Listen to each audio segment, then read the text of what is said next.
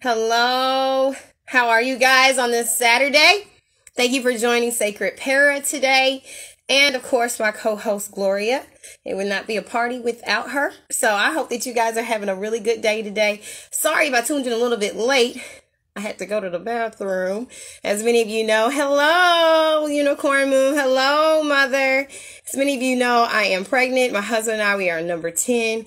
So when the baby's pushing and the baby's ready to go to the bathroom, you got to go. So I'm hoping that doesn't happen during the live. Hello, how are you, Starship Barbie? I want to thank you guys for joining. I'm trying to wave back at you guys, let you guys know that I appreciate you for spending this Saturday evening with me. Now, as many of you know, we have been doing the IG Live series of storyline content creation. And today we're going to be talking about how to hear the voices of your characters. And something I believe is a little bit easier said than done.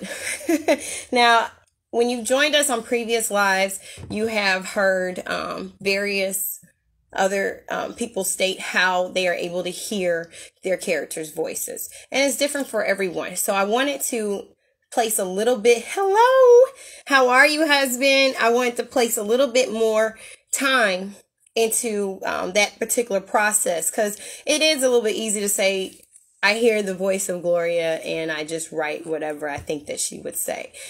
But then it gets a little bit more complex when we start throwing in Mama Catherine and Nita and Isabel. And I'm just naming off some characters that are in my Sacred Para community. It gets a little bit more difficult to hear each person's voice. Oh, thank you. I appreciate that, Starship. But yes, it gets a little bit more harder to hear each person's voice and really make them distinguishable, So that's what we're going to talk about today. How to hear your character's voice. If you looked at my flyer, you saw that I had a character tree. And I will get to that today as far as why I chose to put a tree there for showing how to hear your character's voice. So hopefully, whatever I say today will tie into that and really, just kind of get the switches going in your head of how you can make each one of your dolls have different voices. As well as, even if you have a page that you've been doing since 2017, 2018, 2019, you just started 2020, even if you have a page that's well established, but you decide to throw in a new character, this particular IG Live, I believe, is going to help you, hopefully, because it helped me even while I was studying. I've been writing for quite some time, but I'm always a student. That's my thing, always being a student. So let's go ahead and break into this. I did some studying with the masterclass.com, www.masterclass.com. As I did last time when I put the links at the bottom of the IG Live, I will do that as well today. So when this IG Live is done and I post it, I'll make sure to put those links on there. So if you want to go and study any of those links, you are more than welcome to. But www.masterclass.com, they talked about how to hear your character's voice. And they talked about all these different ways and techniques that people use. And one of the things that they did state was you really want to get to the heart and personality of your character. So character voice refers to the unique way that a character in a novel, in a short story, in a play, on our Instagram, as it express how they express themselves outwardly as well as inwardly. On some people's page, you'll notice that they may put POV. And what that means is point of view. So that expresses the inward thoughts of that particular doll or that particular character that otherwise everyone else doesn't hear, but we're privileged to read it as the reader. So that's also a part of the persona and personality of your character, their points of view. And that's inward. A character's voice can be communicated through a character's personality, a character's thoughts, their point of view, a character's dreams. If you'll notice, hi Gossip Girl, how you doing? So if you'll notice, sometimes on certain people's account pages, they will have their characters have dreams. And those dreams are a part of that particular character's personality. So, hello. So that is also part of the character development and character building as well. So if you want to incorporate that into your storyline, do it. Also, the way that the character sounds is important. Fiction writers can create unique voices for different characters through narrative point of view, spoken dialogue, or through other characters' perceptions. So an example of that would be, and I didn't bring another doll today, only Gloria. But another example would be if Gloria meets someone and let's just say she happens to be in a snobby mood that day. And so she's talking to someone and she could be like, well, when I met Janelle, she just really speaks in this very nasally, whiny chihuahua voice. Well, just right there, you've gotten a good perception of how Janelle speaks. And I don't know who Janelle is. It's just a name that I made up. So I don't want anyone getting offended. It's just a name that I made up. But we've already gotten an idea that Janelle has a nasally voice. It sounds whiny. And she's high-pitched like a chihuahua. Which also denotes how my character feels, you know, how my particular Gloria feels about her personality. Maybe she finds her to be small and minute. And so that's why she used such a demeaning word as chihuahua to describe her. So that's just an example. But then we get an idea of who Janelle is and what possibly Janelle sounds like, especially if you get more dolls involved who have the same perception of her, that she sounds nasally and she sounds whiny. So now in our mind, whenever we read it and we see Janelle's doll character come to the storyline, we'll have that voice in our mind that is a very, nasally sound, probably like a, Franny off of The Nanny. It'll be that kind of sound in your head, because if we don't create those kind of descriptions, it's going to be a little bit harder for your audience to get a full grasp and picture of who your character is that you're describing. And also, it's going to be harder for us as the writer to create our character if we don't have an idea of what they sound like. Okay? So that's just one of those tidbits to put out there. How to express character voice in your writing as a writer. Well, there are many ways to use your own writing skills, your own writing style, your own voice to convey your character's voice. Some of the common ways that authors do that is through first person point of view. And first person narrative voice allows the author to explore the voice of the main character by telling the story entirely from their perspective. So as many of you know, I am an indie author, and there are several different books that I have written that are in first person point of view. Now, that doesn't mean that that's exactly the experiences that I have had, but it has been more of a personal favorite style of mine to write it from an I point of view. It makes it flow easier for me. It's just like my personal choice. I do write in other styles as well, but the first person point of view is usually my what am I trying to say? That's usually the one that I bounce to first. So whenever I'm doing my writing, that's going to be my main one that I'm going to use compared to another style. So you want to find what's going to be more comfortable for you. I have noticed on different people's pages that they'll take their main character and they will, use their mini-me and say I, which is a first-person point of view. It doesn't mean that all the experiences that their mini-me goes through is what they go through in real life. It's just that that is their personal style. And I think sometimes, because we are so hooked on our social media, whenever we do see someone use I in their style of writing for their storyline, we can get it confused with their own personal life. So if their mini-me is pregnant, but they're not really pregnant, we can easily be like, oh, congratulations. And they're like, no, it's not me. It's just my mini-me is. But that's their style to write in first person point of view. So before you just give out, congratulations to people, make sure that it is actually them who are experiencing the event and not just their mini me, based off of their own personal writing style. So that is one of the first type of styles that you could do, is first person point of view.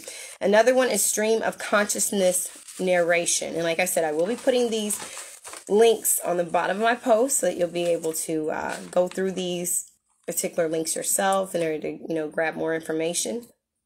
But this one is a narrative technique where the thoughts and emotions of the narrating character are written in such a way that the reader can track their thought process and fluid mental state. So that's just really allowing your reader to hear what the characters are saying in dialogue, as well as allowing your reader to hear what your characters are saying in their own thought process. So there's this continuous flow of information and really allowing your readers to get the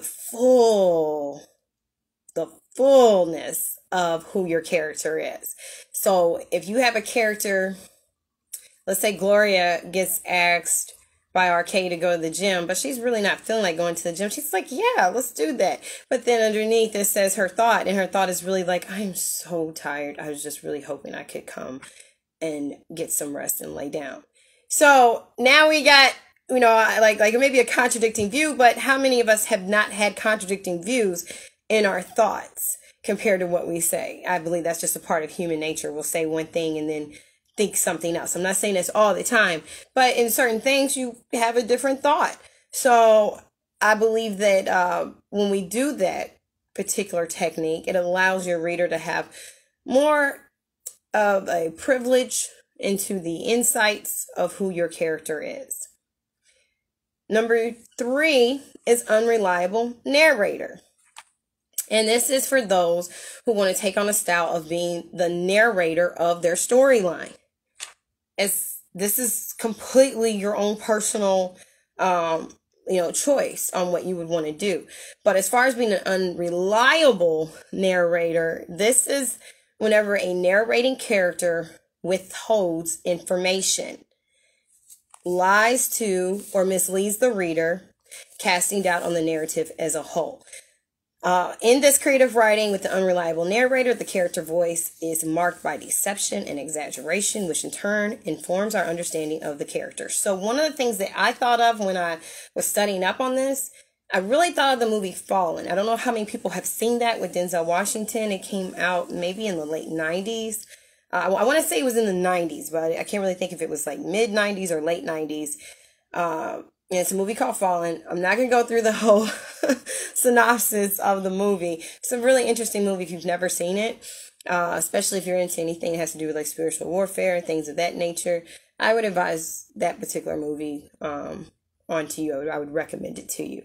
But nonetheless, Denzel Washington's character's voice is pretty much like an unreliable narrator, in that in the very beginning of the movie, you're told that you're going to find out how a particular character is going to die. I'm not trying to do any spoilers, but you're told how a particular character is going to die.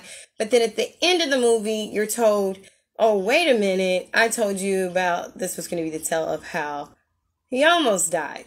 So it was, you watch this whole movie and yet, information was being withheld from you throughout it and you didn't know. So that's just an example of being an unreliable narrator. So there may be some information that as the writer and you have only disclosed a small amount.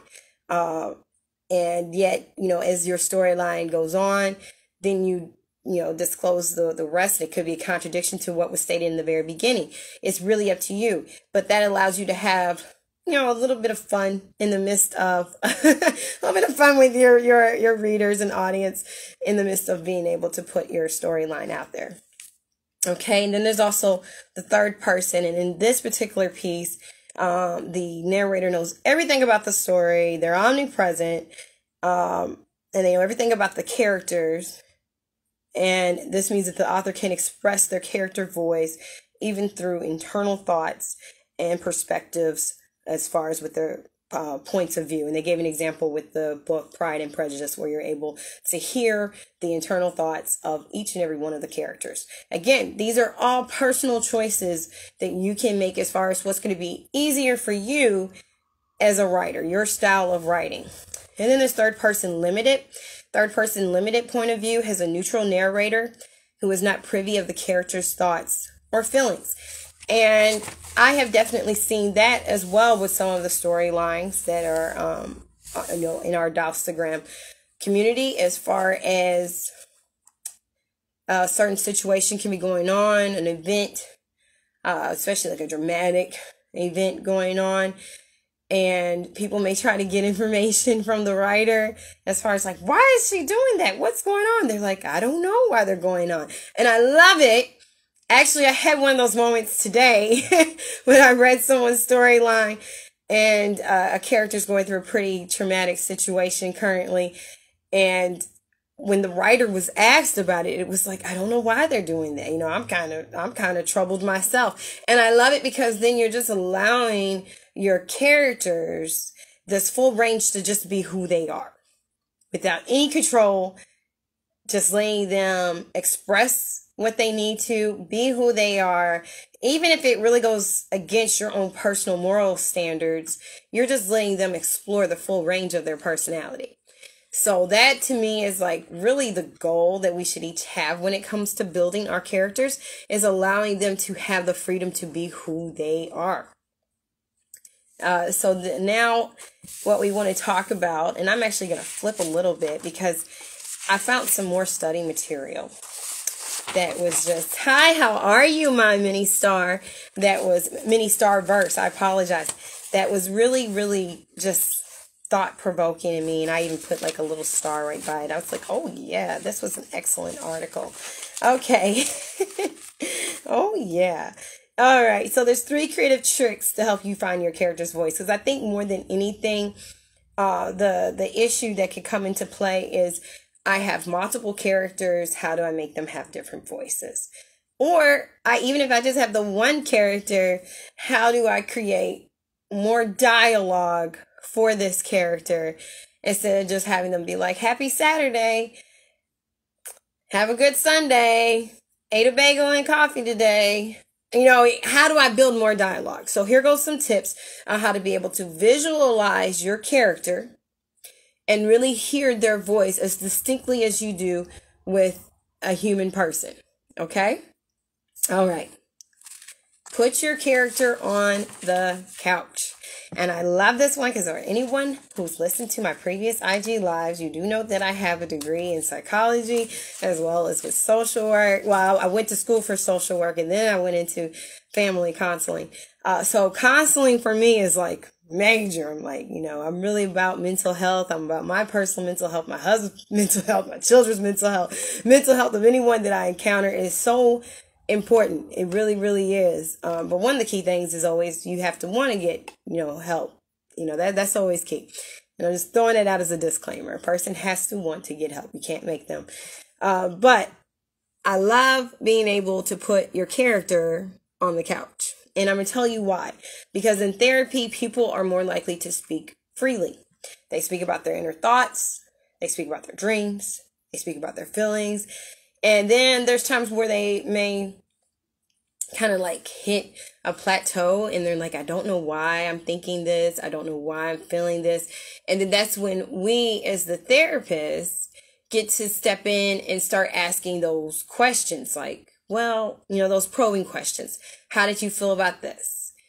Where were you raised at? Why do you think that why your dad, treated you like this? Why do you think your mom treated you like this? Why do you think your brother and your sister acted like this? You get to ask those probing questions that maybe a client wouldn't think to ask, and that's why they came to you as a therapist. So now you get to do that with your doll. You get to sit your doll on the couch and ask them those probing questions and really get to know the character of your doll from the inside out. So you're their therapist. And you're going to imagine that they walk into your office, they sit down on the couch across from you or the chair, because not all offices actually have a couch. Some of them just have chairs.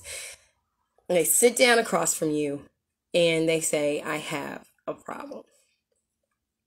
How are you today? What are you feeling today? What's been happening? What brings you here? Just like you would with a person. And you write that down. Write down. And it's an imaginary dialogue. And really, quite honestly, you're probing yourself. You're probing in your own unconscious and allowing a free flow of thought to take place that will actually build your character. So that's one. That's one type of way in which you can hear a character's voice and really build and develop your character. Another way, and I do want to also add this as a disclaimer before I go to the next step. When you're doing this, like when you're actually writing everything down, don't focus so much on the interactions. And then now everybody writes a little differently. Some people write and then they're like, and then she crossed her leg and then she scratched on her temple while she talked. Like, that's your writing style. That's your technique. That's how you get down. Do it. But on the other hand, if your mind is kind of like, I just need to focus on one thing and trying to think about what your doll is doing at the same time while talking is a little bit too much, then I would definitely suggest, don't worry about that part. Just focus on the dialogue. Focus on the dialogue. Don't worry about how your character's sitting. Don't worry about what the room looks like. Don't worry about how you're going to make the diorama. Just allow yourself to, and I quote this, discover your character's voice by asking them questions and letting them talk. So really carry on an imaginary conversation in your mind. Write it down and allow your character to just freely talk. Don't try to guard the response of your character if they had a traumatic childhood. Don't try to say, well, I think that's going to be too much to put on, Instagram, on the Instagram. If they had an excellent childhood, don't be like, well, other people had all this other tragedy. I feel like I should write something that's more dramatic. No, let your character talk. Let your character talk. Maybe they had like an excellent life and now they just got laid off and they don't know how to handle it. How am I going to pay my bills? How am I going to do this? How am I going to have to get rid of my car? I don't know what I'm going to do. That is something that you can put into your storyline for your character. Okay, another one.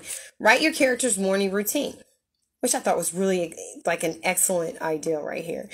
To write your character's morning routine. And I'm going to tell you what article this came from. It was therightpractice.com. Again, I'm going to link it at the very bottom of this post. But it said, write your character's morning routine. The point of writing your character's morning routine is to get a feeling for what your character is like when the spotlight is not on him or her. Yes. What are they like in their mundane life? What do you do in the morning? What does your character do in the morning? And this is going to allow you to be able to create someone that's not you. Maybe in the morning for you, you get up and you jog, you come in, you take a shower, you drink some coffee, and you start writing down what you're going to do for the day. Maybe that's how you operate. But what if you have a character that's the opposite of you? What if you have a character that wakes up late? They don't like mornings. They're groggy. They don't like coffee. They would rather have some juice or some, soda in the morning. They're really, really big on taking a bath. They don't like a shower. You can have someone that you develop who is completely opposite of you based off of your own personal routine. So maybe that's an avenue you can take to write down your personal morning routine, then turn it around and write down what the opposite of what your morning routine would be. And now you've developed a character that's opposite of you, who has a different voice than you. So when you put them out there, you don't hear your voice, especially if you already have a mini-me. You don't need a universe of 15 mini-me's. You need to be able to have the one mini-me who reflects your personal personality. And then maybe, your parts of you, of course, are going to be in the other characters, of course. But you need someone who's pretty much opposite of you, who would say things different from you. So you can create a morning routine, and this will kind of show you who your character is when they're alone. so that whenever an event does happen, especially a transformative event, we get a chance to see how that character is in their natural stance compared to how they react or respond whenever something tragic or traumatic takes place. So you want to be able to have that contrast. Now, one of the things with my storyline is that there is a lot of traumatic stuff going on. Like, there's a lot of drama that's taking place. We haven't really had a chance so much to see the characters in their natural stance. Just like, just everything just being a comfortable, normal situation for them. So that's one of the things that when I was reading this, I said, you know what? I'm so glad to be able to read this, because that was actually not only one of the directions I was headed in, but also gives a contrast for you guys as far as that if you have characters who are already battling and have been battling a lot of traumatic events, have no fear, because you can always put wherever you want to in your storyline some type of normalcy where there's nothing eventful going on, and your audience gets a chance to just see them in their natural light when they're just them all by themselves without any other events probing and picking at them. So it's different for everyone.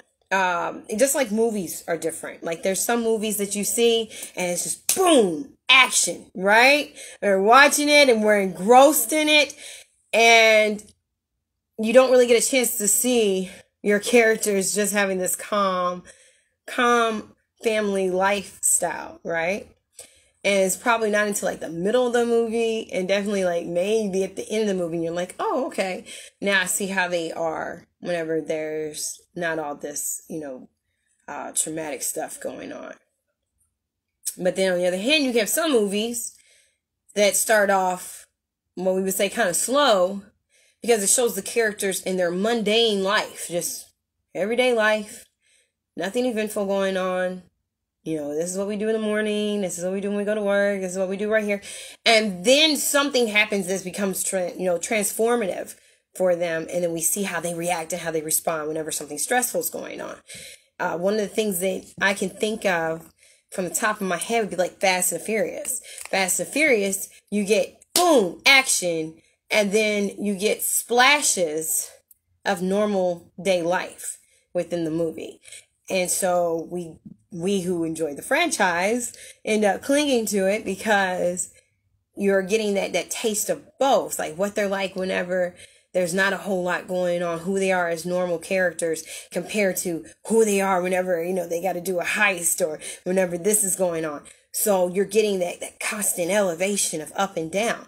And that's an important part to have, even with your storyline, that climax, that up and that down, that up and that down, just like a roller coaster. When things are normal, when things are stressful, when things are normal, when things are stressful, because that's what keeps your audience connected to your characters. How do they respond? How do they react whenever stress is going on? How are they when there's nothing going on? How do they eat their food? How do they, are they people who like to look in the mirror in the morning? Do they look at themselves at all? That's all important to building up your character.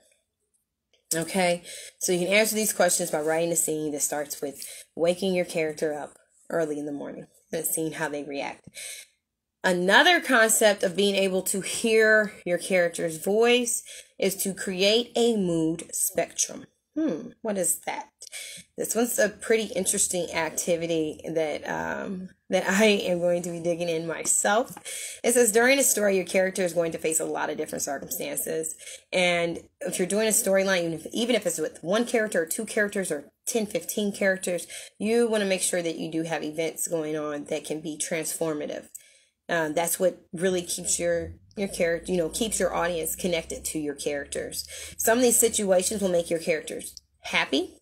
Some of these situations will make your characters upset. And that's what we do as humans. Some things happen in our life that makes us smile and makes us happy. We're elated. We're joyful. But then there's some things that happen in life that just really makes us upset, makes us depressed, makes us angry, makes us frustrated, causes stress, right? And then there's some things that happen that you just It is what it is, right? Say la vie. I just put my hands up. It's not, it's life. So you're going to take some paper for this activity if you do decide to do it. And you're going to draw a couple of lines. And on the left side of the line, you're going to write terrible mood at the very top. You're basically building a chart. On the right side, you're going to write amazing mood. And my hands are probably going to be opposite because of the camera. But believe me, this is my right. Yeah, you're going to write amazing mood. And then right in the middle, you're going to have normal mood. So that just means like when nothing eventful is going on, who your character is like when nothing is going on that would cause them to, either be joyful or be angry. So you're going to write 6 adjectives. And as you know, an adjective is yes, good job. It's a description word. Adjectives, nouns, pronouns. All right. So adjectives describe. All right. So you're going to write 6 words that describe your character. You're going to describe how they behave under certain circumstances. How do they act?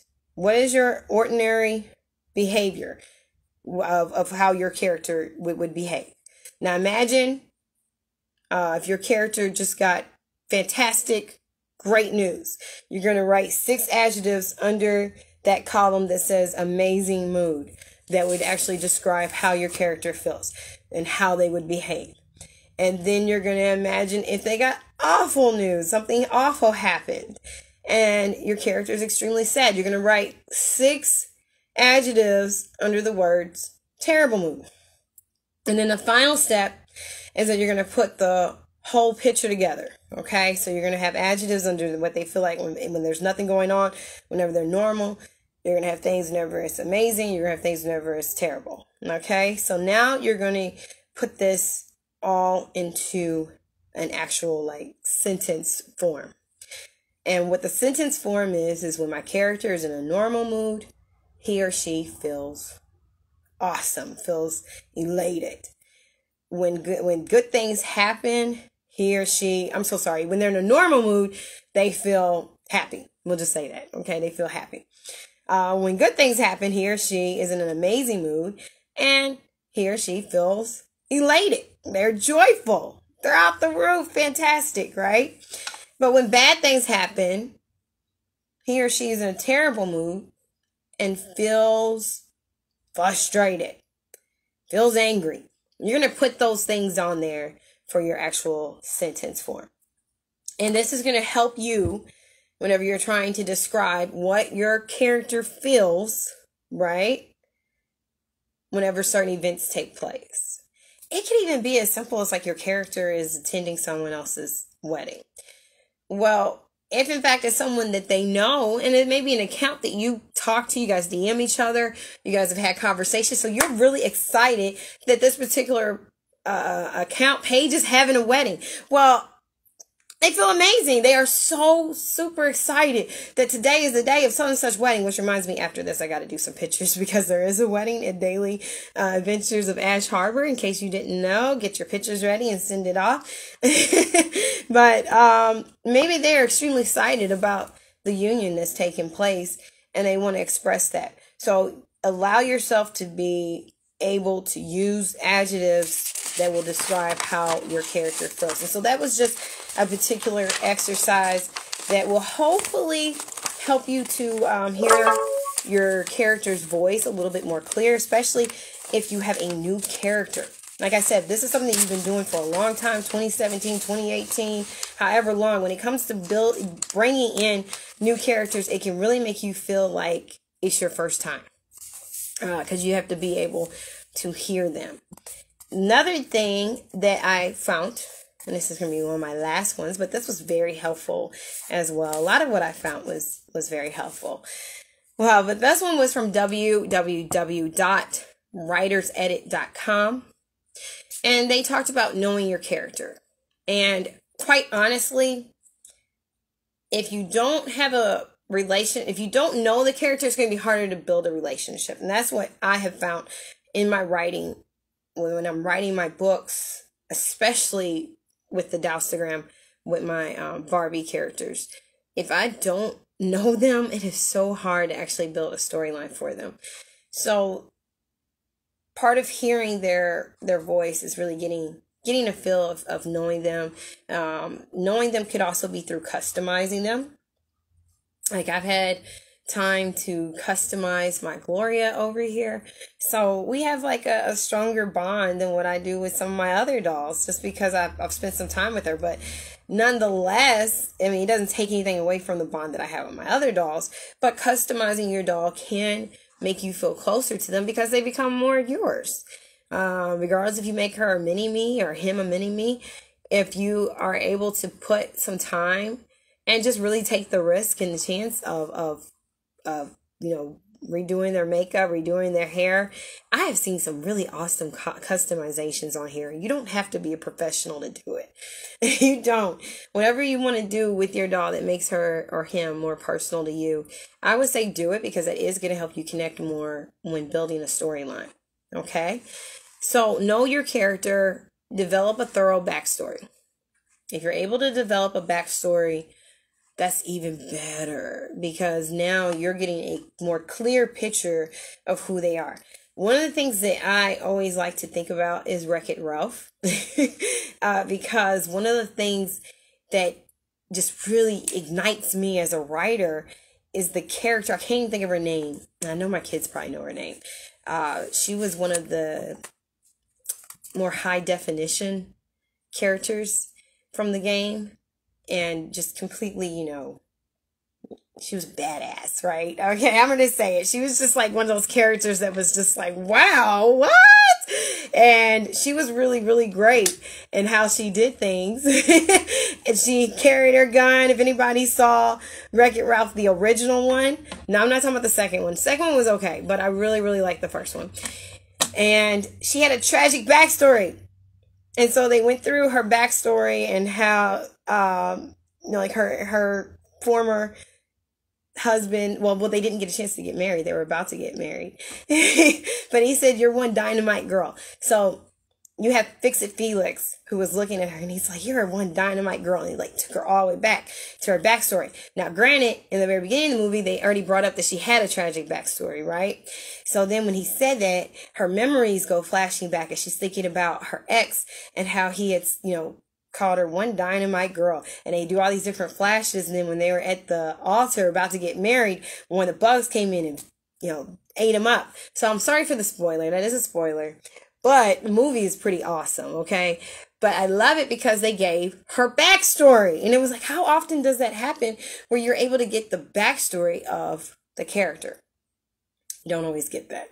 So if you can build a backstory, even if it's not something that you share on your timeline, but you have, hi, how are you? Small world, how are you? But if you have the backstory yourself, like in a journal, just written down somewhere, that's going to help you connect with your character even more. So the backstory is important, very important. So if you can develop that thoroughly, all the better. Examine your character's personality. Really, take the time to get to know who they are individually. Examine their personality. Envision the appearance of your characters. Now, we who write, and we do it in the Dowstagram, we're really privileged that we get to touch a tangible piece of art, right? We get to touch our characters. It's not just in our mind. So you can always keep your characters just like they are whenever you buy them from the store. Or you can, your dolls as they are when you buy them from the store. Or you can customize them, like I said before, because I really do believe that customization does get you in tune and closer to who your dolls are. Even if you decide, I'm not going to do any of the makeup stuff, I'm afraid I can mess up, or, you're just, that's just not your area. You can still change up their clothes, make their clothes more of what you think that particular doll should wear as a character in your storyline. And that's also a part of customization. So getting to know their personality. That's very important. Envision the appearance of your characters. And name your characters. Name your characters is so important. So very, very important. I have Heidi Deere. Deere, who is one of my new characters. And she has a Navajo background. And so it helped being able, which dear means precious, but it helped being able to write, who her name is and what her name means, as far as, yes, names are so important to understanding their own personal personality. In a lot of cultures, names have meaning. Names mean a lot as far as who the personality is of the individual. And I believe that now in our modern day society, we've gotten away from that, but it still holds so much value and virtue to who a person is, as far as knowing the meaning of your own name and knowing the meaning to the name of your doll and your character, because it can, just putting that name out there can give you even more information as far as the personality of the character that you're building, right? So that's an important aspect to who you pick your character to be, knowing their name. Write your character into the story. How do you do that? Well, you're going to develop interior dialogue. Dialogue is so very important. Like I said before, don't worry about all the, positioning of hands and feet and how you're going to have them, move their body. I'm not going to say worry about, but think about the dialogue. What words are being said? One of the studies that I had stated, record yourself when you're talking. And for the most part, we're all walking around with phones. Record yourself in an actual natural conversation with someone else. When it's not formal, when it's not professional, but you're just talking. And you can let the other person know, you don't want, this isn't like a FBI or CIA kind of thing, you're not spying on the person, but you want to let them know, hey, we're just, it's okay if I record this while we're talking, because I just want to get a greater understanding of how people naturally talk. And at first you may be kind of, nervous in the conversation because you are recording it, but eventually what you guys are going to end up doing is just falling into a natural conversation, and before you know it, you're going to get some really good, rich textual dialogue that you can use for your storyline. Now, you may not use that particular conversation. I'm sorry. Had to get a little water there. You may not use that particular conversation, but you'll get a flow of how people naturally talk. Now, on the flip side, if you're having a Zoom meeting or some type of professional meeting, with your, with clients or with your employer, you can always record that conversation or go back and look at the Zoom meeting and really analyze how everyone spoke and interacted, because the language and conversation there is going to be different than how it is in an informal setting. In an informal setting, like with your family or friends, you're going to use words differently. You may use slang. You may break off some of your words when you're talking. You may speak a little bit fast because you're familiar with the people. So you just feel like, hey, you know me. I don't really have to, pretend who I am. But then on the other hand, in a professional setting, and I did that just as an example, but then in a professional setting, it's not so much of pretending, but you do have to have a certain professional persona. So you may speak a little bit more slower, more clearer. You're going to use different words. You may talk about the trajectory of the analysis from the data that we have recovered. Whereas when you're talking at home, you may not talk like that. So you want to be able to analyze both of those conversations and then utilize them for your storyline. Okay? So definitely develop interior dialogue by analyzing conversations that you have at home versus conversations that you have with your employment. Okay? Create authentic dialogue. Hi, Etna. Create authentic dialogue. What does that mean? Well, recently on one of my posts, there was a conversation between Mama Catherine and Gloria. And this is when Gloria pretty much first comes to the photo shoot, to the studio. And Mama Catherine is trying to understand, good evening, trying to understand, where's your sister Brenda? Why do I always get put on the back burner, etc., etc.? And then you kind of hear Heidi, the photographer, say, you know, can you guys sit still? And, you know, Gloria's like, oh, I'm sorry. And she's like, no worries. Well, underneath that post, I had received a compliment from Life in Dahlem, who I'm a fan of her page. I'm a fan of so many different people's pages. 9 times out of 10, you're watching this, I'm a fan of your page too. But she had stated how she had liked the dialogue, that it seemed very natural. So, you know, that was definitely one of those moments where I was like, oh, thank you, you know, thank you. Because you do want your conversation to sound as natural as possible. And a lot of times when we are in certain settings, even if it's a photo shoot and you're expecting everyone to be on their best behavior and their P's and Q's and just be ready to style and profile and take pictures, different emotions can come out, because now we're in a closed in space and now I can kind of express what I feel a little bit differently. If I've been wanting to say something to you for a while, now I get a chance to say it. And 9 times out of 10, though, if you have someone as a photographer, or that, you know, that, or someone who has a profession and they have to fulfill their end of the contract, they're really not there to hear the whole soap opera, right? They want to get the photo shoot done because they got other clients. And so there's why Heidi's kind of like, can you sit still? I got to get these pictures taken. And we want to make sure that when we write our dialogue, that we do capture the essence of what is natural. So that's very important. Try your best. Now, one of the things about that, one of the drawbacks of having a natural conversation is that sometimes it can get a little bit longer. So as we've said before in previous IG lives, be patient with your character. Be patient with your character. Do not rush your character. Do not rush their dialogue. And it's so very easy to just want to kind of get past a scene to get to the other scene.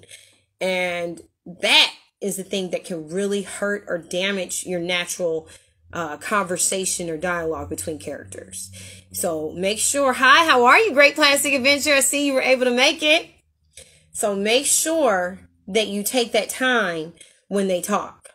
And like I said, it's not always going to be easy. You don't want to have, you know, just like pages and pages or posts and posts of the conversations, but give yourself time to allow your characters to speak. And that way, that natural dialogue will just come out and it will evolve. Okay. So dive into the action. Don't be afraid to do that. Don't make your characters boring. You know, if you're reading and you're kind of like, oh, then what do you think your readers are going to do? Your audience who's reading is going to be as well. Make sure whatever you write is entertaining for you as well as for those who are reading it as well. And quite honestly, when I read the different storylines and see the different posters out there, I haven't had any that made me yawn. But this is just a little information, a little tidbit. I thoroughly enjoy everything that I read from you guys. All right. So another tidbit would be to find your characters in the people around you. So you've heard previous IG lives when we talk about people watching. People watching. Watch the people around you. You know, it can be when you're out at the store. It can be when you're at the coffee shop. It can be when you're looking out the window. Try not to stare too long because you don't want to see the wrong thing. It could be with your own family members. It could be with friends. It could be with your children. Watch the traits of people and their behaviors and their actions. I use children actually in 2 perspectives, because you can actually build a character based off of the personality of your children or of your child. And then you can even fast forward and be like, well, if my child continues on with certain behaviors, then this could be the kind of person that they could become. This could be one type of character that they can become. Now, guess what? You actually got 2 characters that you just developed. You have a character based off of how they act right now. And that character could be a child, or that character could be an adult. which is, I shake my head only because an adult who acts like a child is like, but it's possible. There's a lot of adults who still act like children, right? So you can have an adult who has that personality of your child right now. And then you could create another character, no matter what age they are, of who your child, especially if they're showing like not so great traits, who they could become. And you develop a character from that. But then there's like another path that you could create of, you know, the good traits and who they become and how they can help other people and be successful and this and that. And you create another character, that's the third one. Or you can create one of,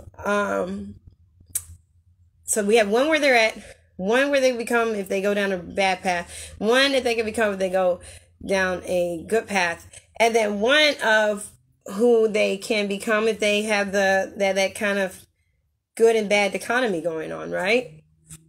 So you've essentially created 4 different characters based off of one person just by people watching. So yeah, think fast forward. You know, how is this person right now? How would it be if they changed? How would it be if they don't change? How would it be if they go down a worse path? And you are able to create 4 people off of that. And I use, you know, children because I'm with children all day, every day, my kids. But it could be with an adult. It could be with siblings.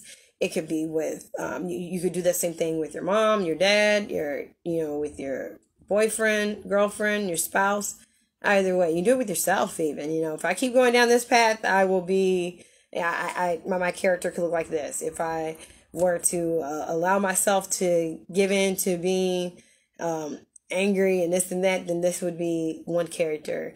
If I allow myself to be, you know, a saintly person and doing this and that, then that would be another character for me. So that allows you to be able to have a full spectrum of characters from one person. So I hope that helps. Now let's talk about this character voice tree. Character voice tree that was on the flyer. And if we have time, I want to go through actually one more resource. But the character voice tree. So the character voice tree is something that I personally created for today's IG Live.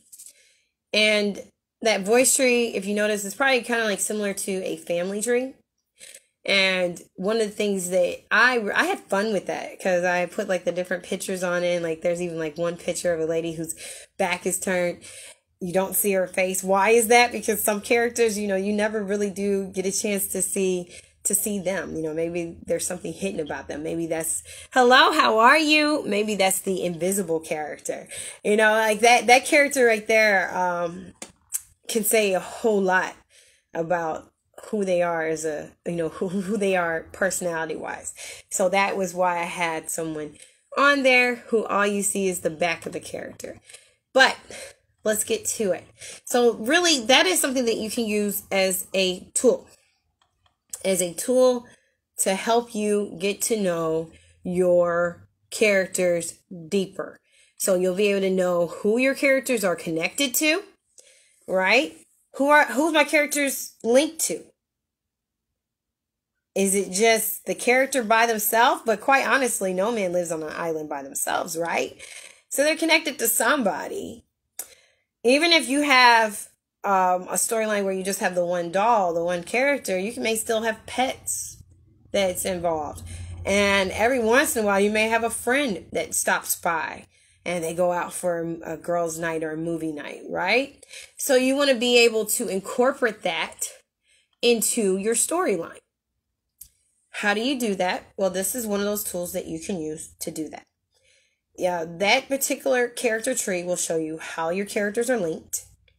There may be some characters, I wish I would print out the tree now so I could show you. But there may be some characters who don't even know each other, right? So you may have some characters down here that are linked, but then you have characters up here on the top of the tree who don't even know the ones down here because they're linked on on this particular side. So they've got friends or family that they're connected to right here who are connected to the people down here, but they themselves don't know each other. Right? So now you're able to really organize your characters on one particular format, and that's using that tree. So it enables you as the author or writer to organize your characters more easily. It gives you a visual organizational chart to work by, and it's a tool that provides recent, distant, and past history. So you can write little notes or use post-it notes and write yourself notes about your characters. Like maybe this is a person who is extremely devout religiously. They are someone who is often, judgmental, but really tries their best to, make sure that everyone's happy. Maybe that's that character, and we'll name that person Amy. But then on this part, and I'm just using names, okay? On this part of your chart, you may have Scott. And Scott is an atheist. He doesn't get into anything religious. He does a whole lot of really good works and stuff, but he doesn't define himself by religion. He just really loves people. He loves humanity. And he wants to get married to Jessica. Okay, so we got Amy, Scott, Jessica. But guess what? Amy, Scott, and Jessica are connected because they know Rachel. But this character over here, right, has had run-ins with Scott, and they kind of butt heads. But she doesn't really know that that's Rachel's cousin. And she's friends with Rachel. What? How did we do that? So I'm just saying, and these are just thoughts in my head. But I'm just saying, if you have that tree, it can kind of help you organize that, where you have Rachel right here, you have Scott right above her, that's her cousin. He's marrying Jessica. But then she has this friend over here, Amy. And they're not, exactly connected. Her and Scott are not exactly connected, but yet there's Rachel that links them.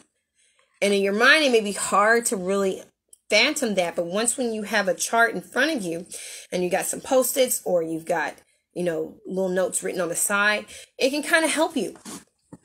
I'm sorry, I got to kind of get myself readjusted. But it can kind of help you as far as writing that out and being able to see how my characters are linked together, being able to see what their cultures are, because you can always put that on there as well. Who they are as a person overall. I apologize there, that went on my screen. So you can also provide information for yourself, and this is really for yourself, about your character's individual growth, their origin, their culture, their family connections, and friends connections. Like I said, this is primarily for you. Now, if you want to share your character tree or any of these activities with other people or on the timeline, go for it.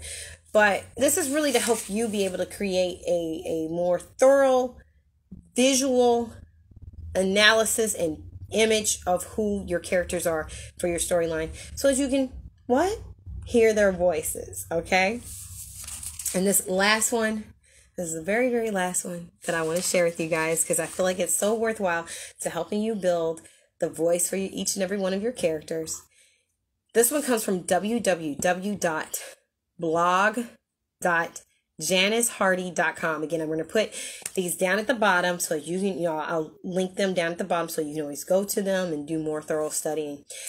She talked about 5 ways to develop character voices. I was like, what? As well as how to find your character's voice. So I'm going to go through these. But like I said, if you want to get more information, definitely go to the site and find out.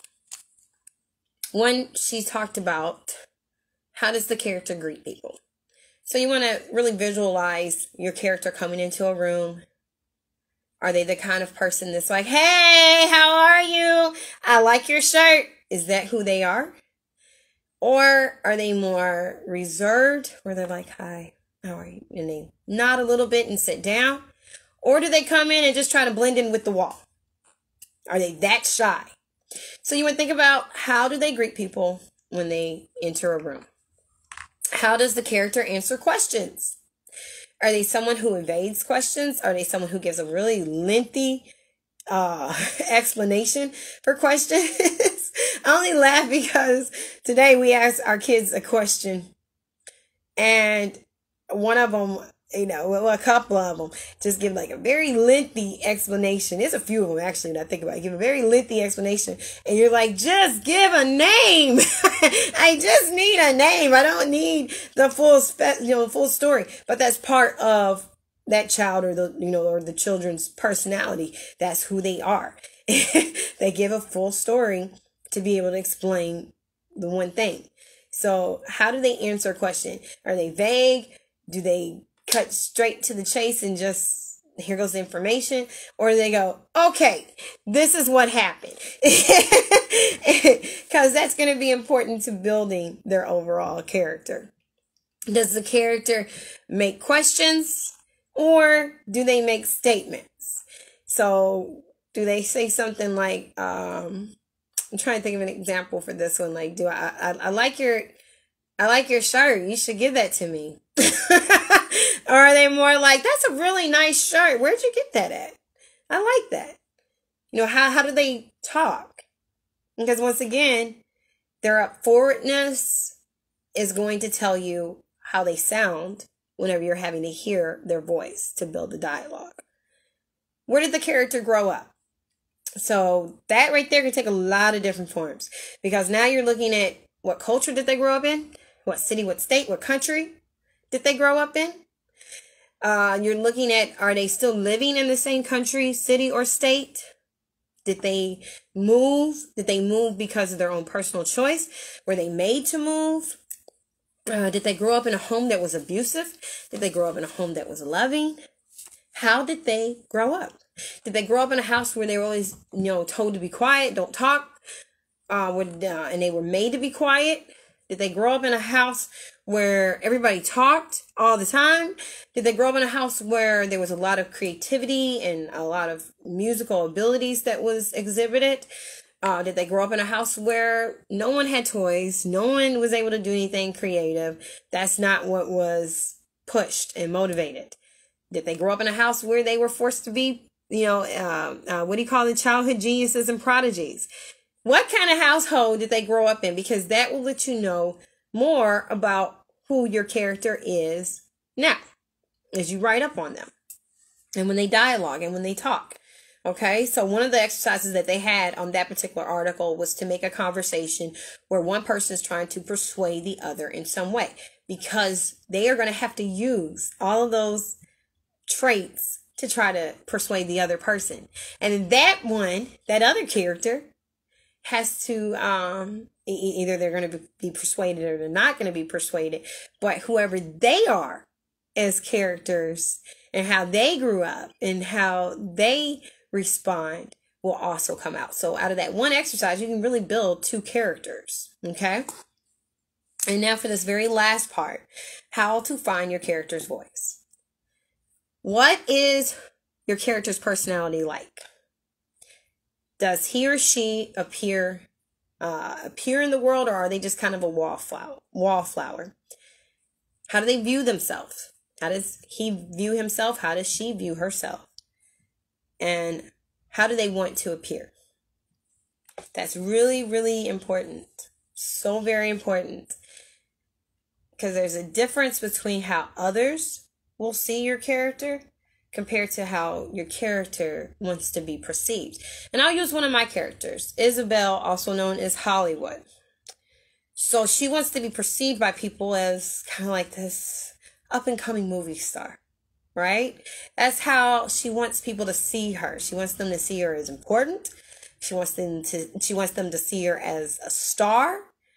And she puts it out there like, I'm really important. I'm a really big deal.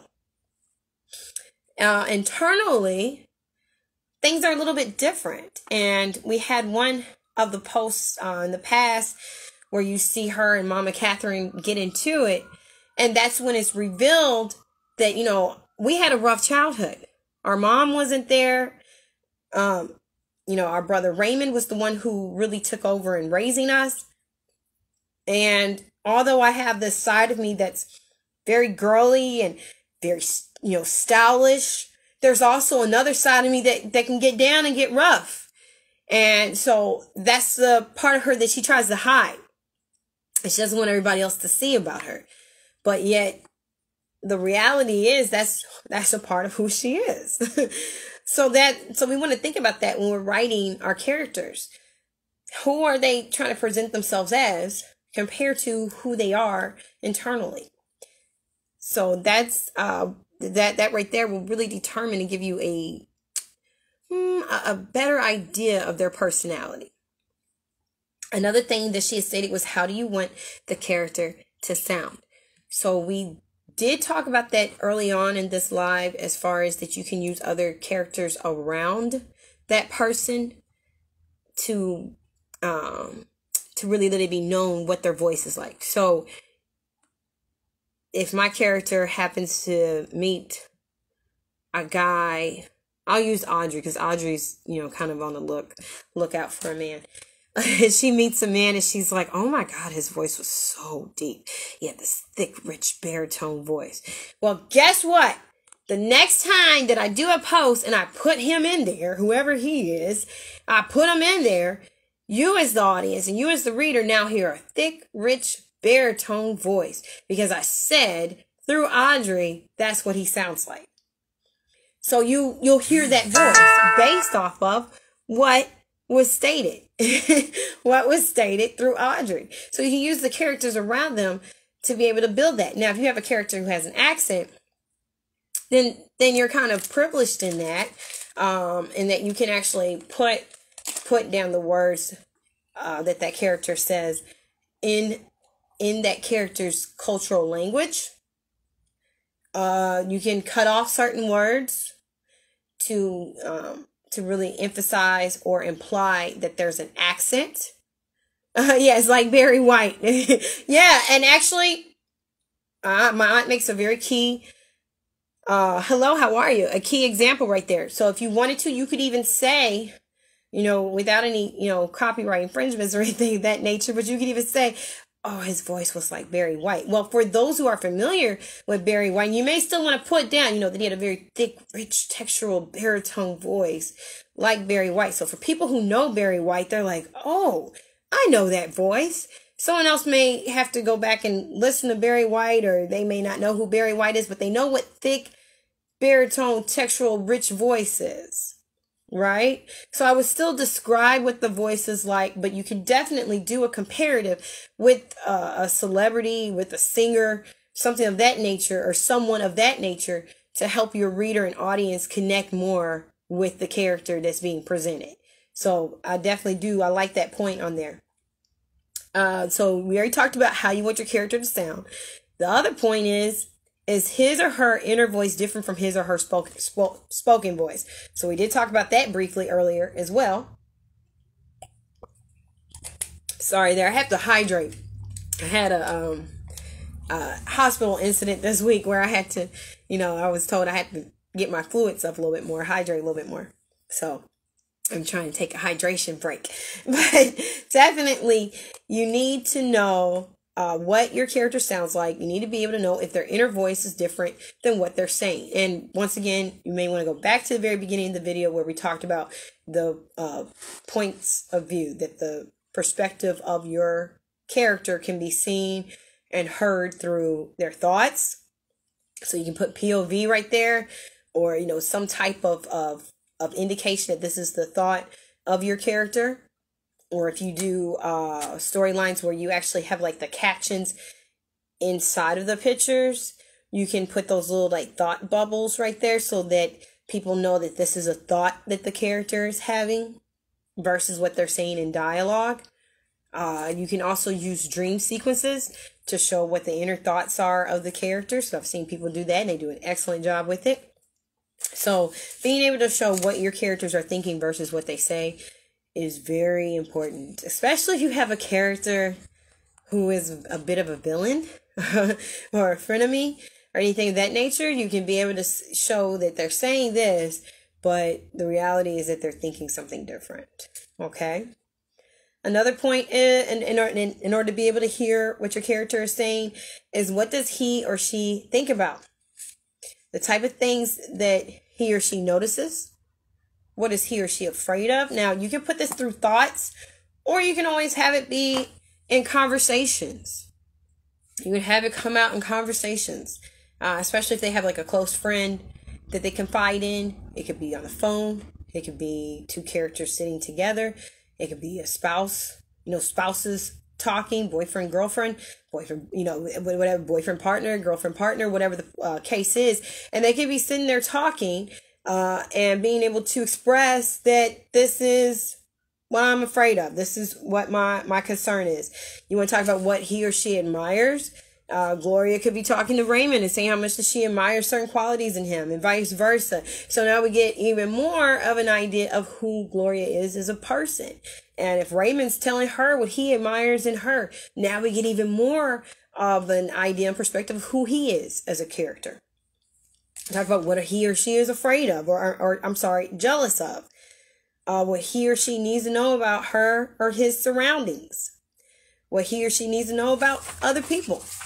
You can be able to express that through their conversation. And now you want to talk about how their processes work, how the thought processes work. Some people make snap decisions. Others need to examine every possible angle before making a choice. Impulsive personalities will likely make snap decisions. So if you have an event that takes place in your storyline and you have a particular character who's just like immediately like, let's go ahead and handle this right now, then we as the audience, we're able to, configure that character has an impulsive personality. They didn't even think about it. It was just, I'm going to handle this right now. I feel like I was disrespected. I want to make sure this doesn't take place. And I'm just giving out an example. So they handle it right there. I'll give you an example of one of my characters though. Tony would definitely be someone, and I adore Tony. I mean, he has a special place in my heart. He's one of my characters, dude. But he's someone who has an impulsive personality. If he feels like he's been disrespected, he's not down with it, he's going to let it be known. And that's just the bottom line. Whereas you have someone who's more thoughtful and deliberate, they will likely take their time to examine every option. And I'm going to tell you who I see in that particular case. That would be more so to me, Raymond. Because Raymond, when he had Mama Catherine come after him, and he turned around, he has Tony come after him, his main thing immediately was, I'm going to wait until Gloria comes back. When Gloria comes back, I'll be able to handle this situation. But right now, Gloria's out of town. I'm not gonna make any rash decision. Let's make sure Anita's okay and we'll go from there. So you have someone who really does examine things ahead of time versus just moving right along and going right into whatever the next motion is and not thinking about the consequences. So that's a very important trait to look at with your characters. How do they respond to situations? Are they someone who just immediately go into action? Or are they someone who kind of like sits back and thinks about what the consequences would be before they just do it? Struggling with internalization. So if you're struggling with the internal character of the internal development of your character, then that could really be a red flag that you haven't figured out enough about the character that you're building, and that you need to really try to develop that character's personality more. And we're not just talking about like the physical aspects, but we're talking about the internal aspects, which will help you understand how that character behaves, how they think. So you want to be able to capture the essence of their voice through their internal motives and their internal motivations. Now, one of the things that I find, and this is me personally, this is my own personal side note, because that really does come from the information of which I had studied. But my own personal side note is that sometimes the character's personality develops over time as we experience the journey with them. I think that that's a little bit different. I want to say maybe a little bit different if we're writing. Like if you're writing a book, then you do kind of want to have more of an idea of how your character interacts and responds in their internal motivations. You want to kind of have that already. If you have a script and you're in a play, you're an actor in a theater, so you have a completed work in front of you, you want to kind of get into the essence of who the character is and what their personal motivation is and what they're internalizing, so that you can be able to present that as the character and not as yourself, but as that actual character. But again, you're dealing with a completed work, and now you have to do the work in being able to develop that character in yourself. That's still a little bit different. So when we're dealing with Dollstagram and Barbiegram and our doll community, and we're building up these characters for our dolls, there are going to be times where we're not going to have the full picture, and it's just going to evolve over time. And then as events take place, we start to get to know them more and get to know how they would respond and react to things. And different events may cause for different reactions. They may be more contemplative about certain decisions when it comes to people that are friends, but when it comes to their family, they may be more impulsive, they may be more rash, right? But whenever they get news from someone else, they may be like, oh, well, let's just go ahead and, see how it all takes place. They're just more deliberate in it and more, thoughtful and conscientious about it. But if it's their family, oh, well, we got to deal with this right now. We don't have time. And I think that naturally we do that. It may be a work issue. And for some of us, we get really, really worked up. We got to deal with this right now. But then there's others who are just kind of like, let's deal with it Monday. It's Friday right now. Let's just kind of get to the weekend. And when we come back Monday, we'll be more refreshed. Right?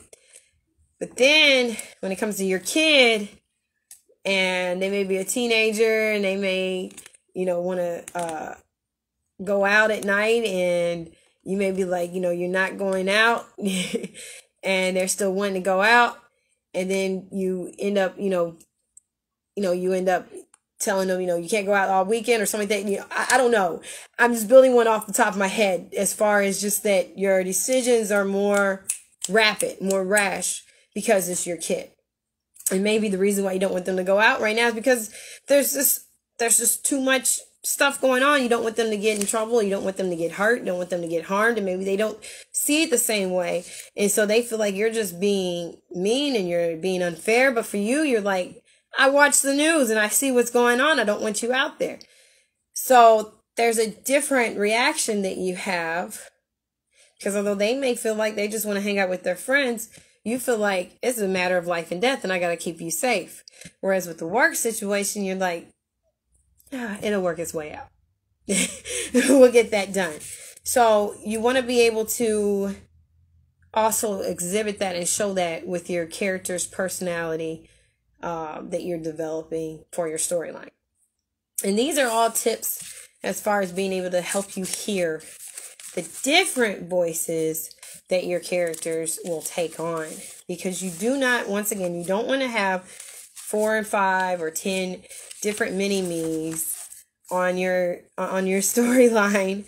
As exciting as it may be, it can get a little bit tedious for you as a writer. It can get to the point where you want to take a break because you see so many of yourself that you're not really seeing any progression or interaction that would actually show you the evolution of your characters. It can also get to the point where, maybe even for your audience, they're like, okay, this is predictable. I need to be able to, experience someone else on here who doesn't have the same personality as the other 2 and 3 characters that I've already journeyed with.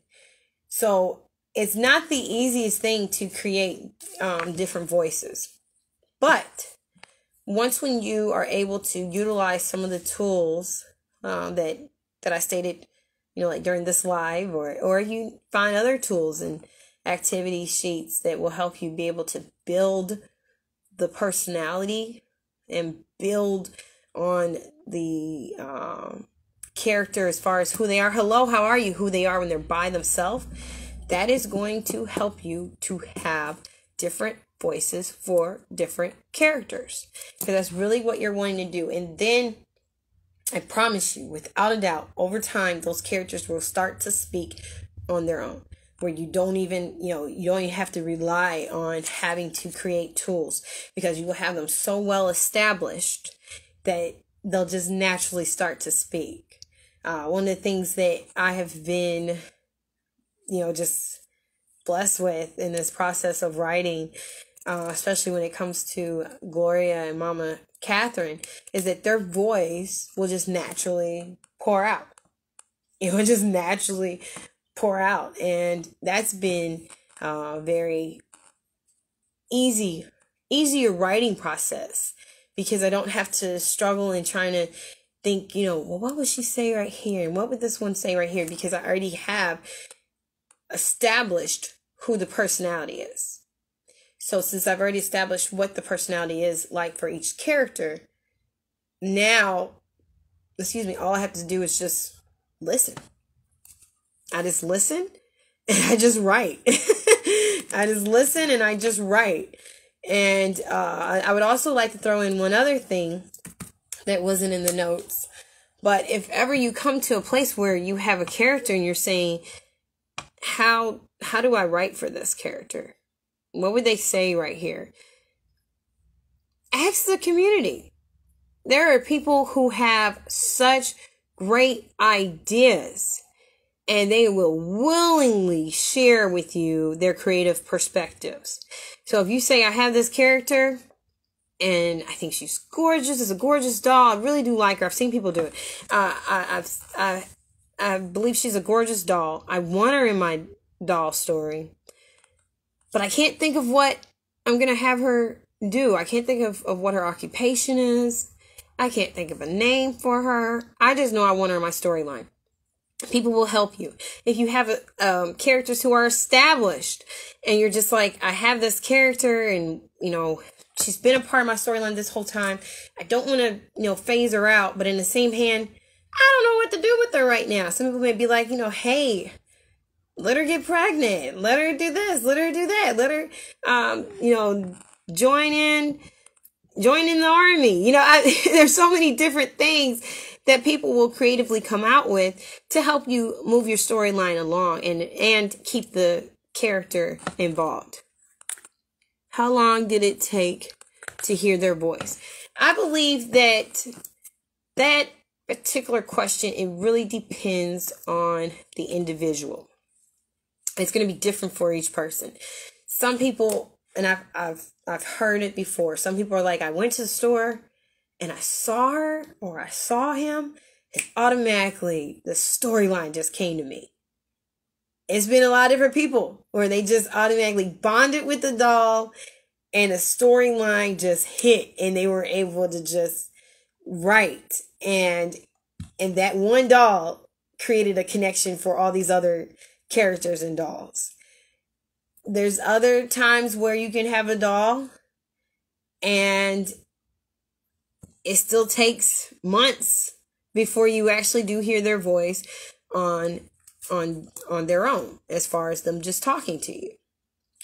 There's some people who have such furtive and fertile imaginations to where it doesn't matter what doll that they touch, they can create a storyline for that doll.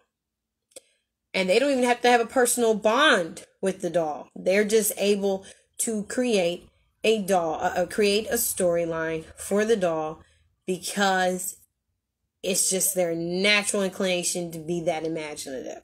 So I believe that the only thing that would limit you on being able to have a storyline, the only thing that would make the situation longer for you is where your imagination is. If it takes you a longer time imagination-wise, then it may take you a long time to be able to really create a vivid image and backstory and storyline for that doll. Whereas if you just kind of allow yourself to be free with your imagination, it may not be as long. So it really just depends on the individual, I would say. So if you have any questions or comments, I'll leave this line open for about another 60 seconds, 180 seconds, which is 2 minutes. And then I will be going ahead and cutting off the live until next week. I'm really enjoying this process as far as talking about storyline content creation. And like I said, I'm a avid believer in being a student. I believe that till your last breath, you're a student. So it's very informative for me as a writer, very informative for me, being able to do the Dostogram, to be able to learn this information and share it with you guys, and, you know, taking that which I know and sharing it with you guys, and you guys sharing what you have. It's been a true blessing. And so I thank you guys for continuously tuning in. I thank you whenever you go back to the video and you watch it for the first time, or with a review. I thank you. Thank you for all the comments and the DMs. It really does, you know, help and encourage me and push me to keep doing this. And and it's been a fun process. But yes, Hollywood is a fun character. I'm looking forward to being able to explore her journey in the Sacred Para community as well. So once again, I do hope that this particular live is informative for you as far as being able to create and hear the voices of your characters. Use your imagination when you do it. Don't hinder your characters. Let them be who they are. If you yourself are not, you know, if you're kind of a person that's more good nature, you know, quote unquote good nature, and, you know, very polite, and tries to make the best decision that will be good for the overall, you know, people, then maybe one of the best things for you would be to create a character that's based off of how you are, and really does exhibit your own personal traits and characteristics. And then if you wanted to create someone else in your storyline, then the next direction would be to create someone that was the opposite of those traits and characteristics. So you have someone that may be more selfish, more me-seeking, more about being direct, and they really don't care if it hurts anyone's feelings. This is just who they are. And you don't make sure that when you do that you don't apologize for that character. Like all the outbursts that Tony has had, the outbursts that Mama Catherine has had, I do not apologize for those characters. That is part of who they are. That's their personality. That's just the bottom line. That's their personality.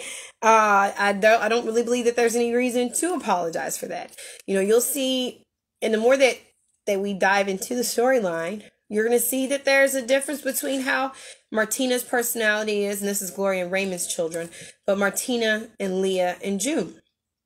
There's a difference in their personality. June is more like, I'm not going to take that mess. Martina's more of your easygoing character. And Leah, you're going to see how she handles situations. If you would notice already in a situation that took place in the workshop, Leah was the one who walked Mama Catherine out, her grandmother. So that already kind of tells you that she has more of a, she's younger, but she also has more of a submissive personality. Whereas you have June that's like, I'm done. I'm not going to keep, I'm not going to keep taking this. This is enough. And then you have Martina that's like, let's kind of, weigh things out. Let's not be too rash. So you see the difference in their personality. Like I said, the more that their storyline comes out, you're going to get a chance to see all three of them and how they respond and react to situations and circumstances. But definitely use your imagination. When it comes to customizing your dolls, like I've made more of a commitment this year that I'm going to customize my dolls, and slowly but surely it is happening.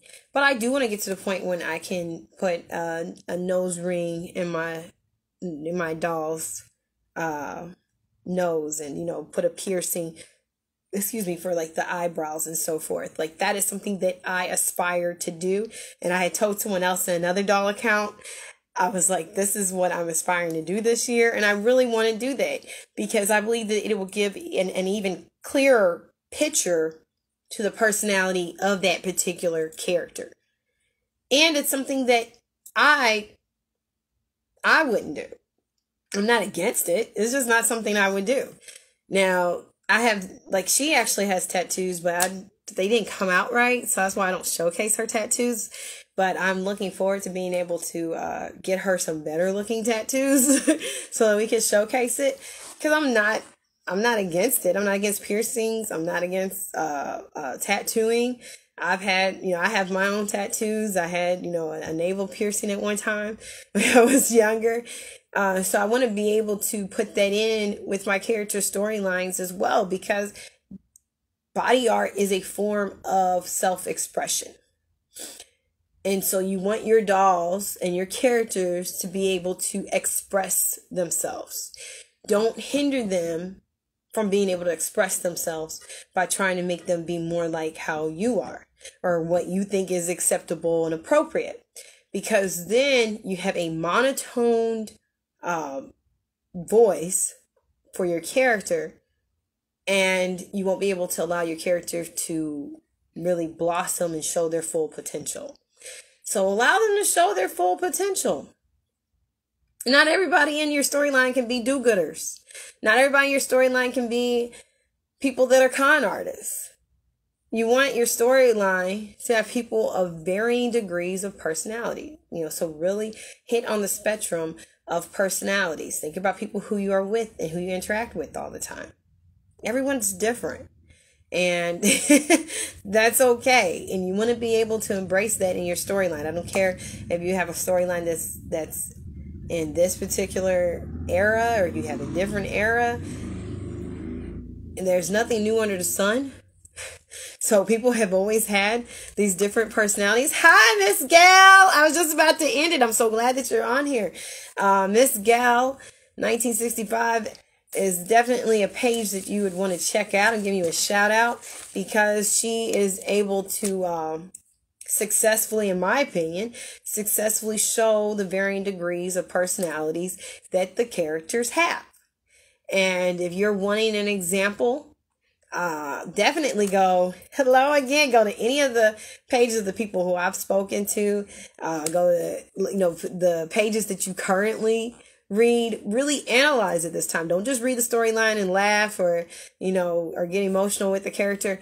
Read it. Read how they did it. What particular backstory did they use? How did they use their skills and techniques as a writer to really draw you in?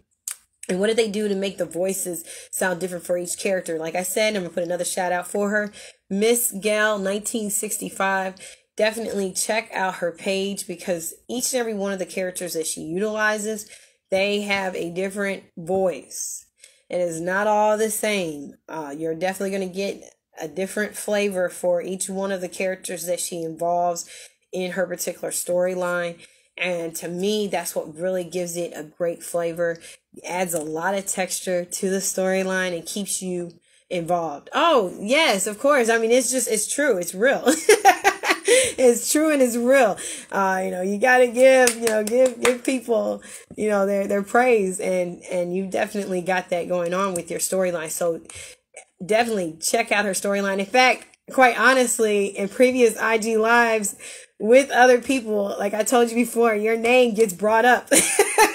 Your name usually always gets brought up because your storyline is fire, and you're able to utilize your characters in such a way where it keeps your audience involved and also keeps your characters fresh, and not, you put two characters together and they're not going to have the same personality. They're not going to say the same things.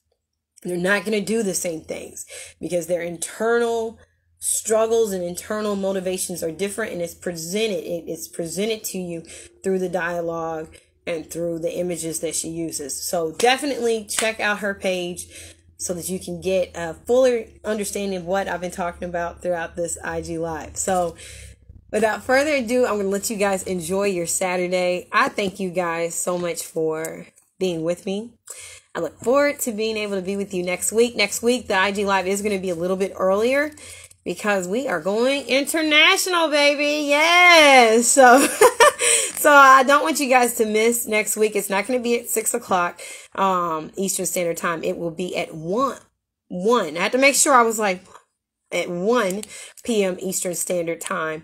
But as always, I'll put out a flyer And I will make sure to put all the times on there, all the time zones on there, so that you'll be able to see it as well. So we will be with you guys again tomorrow. I mean, not tomorrow, but next Saturday. Gloria and I, it will be at 1 o'clock. And I have not forgotten about the 1K party that is approaching. So definitely look forward and look towards seeing that virtual flyer that will go out.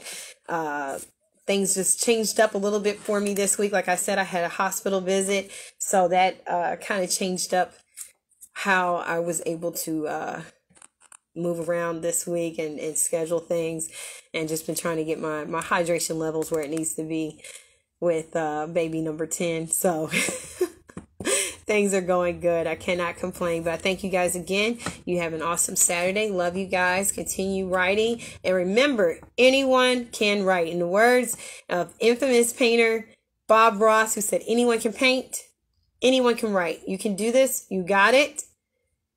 Thank you again. See you next Saturday. Bye-bye.